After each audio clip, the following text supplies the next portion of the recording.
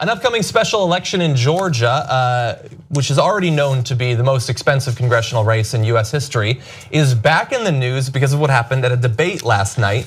The question of the living wage came up, and in this video you're going to see the Democrat Jon Ossoff and the Republican Karen Handel, and their answers could not be more different and perhaps more consequential for the race going forward. Let's watch. Does either candidate support a minimum wage increase? Mr. Ossoff, starts with you. Yes, I do. The minimum wage should be a living wage. But look, if someone's working a 40-hour work week, they deserve the kind of standard of living that Americans expect. That's part of the American dream, and there are too many folks who are having trouble making ends meet. Minimum wage. This is an example of the fundamental difference between a liberal and a conservative. I do not support a livable wage. What I support is making sure that we have an economy that is robust with low taxes and less regulation, so that those small businesses that would be dramatically hurt if you impose higher minimum wages on them are able to do what they do best: grow jobs and create good paying jobs for people in the 6th district.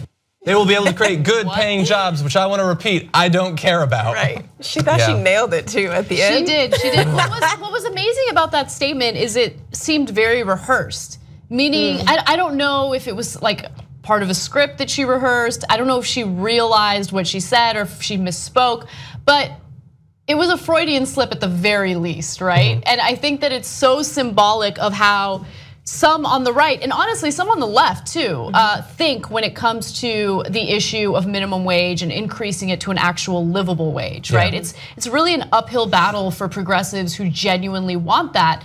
And I love, listening to arguments about wages, because some people who are small business owners do bring up an interesting point about how it is difficult for them to maintain their business, to balance their business budget and still pay what the minimum wage is in a place like Los Angeles, for instance, where it's higher than most parts of the country.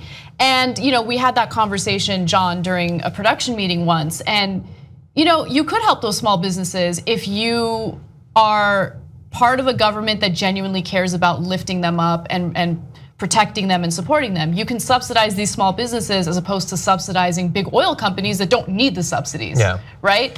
Yeah, I agree that saying I don't support a livable wage is to some extent a Freudian slip, but she did mean I don't support a living wage. Right. Yeah. And so she talks about, I don't think that we should be prioritizing how much a person makes. And then she goes on to talk about companies and their profits and their growth, which means she supports basically the equivalent of a livable wage for corporations, non-human entities. Right. She cares about that. She wants to make sure that they don't die on the street, but the individuals that actually work for them, hey, maybe if we help out the businesses someday, it'll help you individuals too. Right. And that is so perverse. I mean, what is morality if it's not grounded in concerns about people? If we're worried about whether some legal construct is doing well, then what is the purpose? What is our society for if we're not prioritizing people over corporations? And I would like to applaud her for her honesty and preceding it by saying, let's make clear the difference between a Democrat and a Republican. And that difference, very clear after watching that video. Yeah, I think it is rehearsed. I think it's the same script that we hear from most conservatives. It's this conflation of these code words with American values, right? Deregulation, more choice. What does that mean, right, on the ground? How do we implement that? And saying that small businesses will be harmed, right? Small businesses, what about people? But they don't, in fact, care about people. Capital is what they care about. So, and I think she makes that very clear. Unfortunately, it's coded in this language that makes folks think, conservatives really do care about my well-being, and they don't most often. Right, and also their economic structure has failed us time and time again, right? It's not like, oh, it is a new idea that we haven't tried out yet. Why don't we cut taxes for these companies, and why don't we, do away, or not do away, but let's not increase the minimum wage. Let's basically leave things the way they are. But we have a case study. It's so obvious that it doesn't work. Wages have been stagnant. If you look specifically at military contractors like Boeing, Raytheon, those types of corporations, Naomi, who is one of our reporters, looked into